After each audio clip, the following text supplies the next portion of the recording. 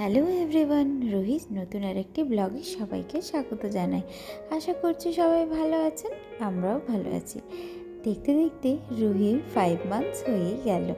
আগের দিন তো ওর ফটোশ্যুট করলাম, আজকে ওর কেক কাটিংয়ের দিনও চলে এলো। প্রতিবারের মতো রুহি এবারেও সেজে গোজে নতুন জামা পরে পাপার সাথে বসে গেছে কেক কাটিং করতে।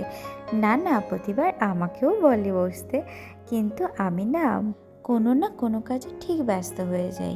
ওকে রেডি করা, ভিডিও করা, ফটোগ্রাফি করা, এই সমস্ত করতে করতে আর হয় না, তাই ওদেরকেই বসিয়ে দিই একসাথে।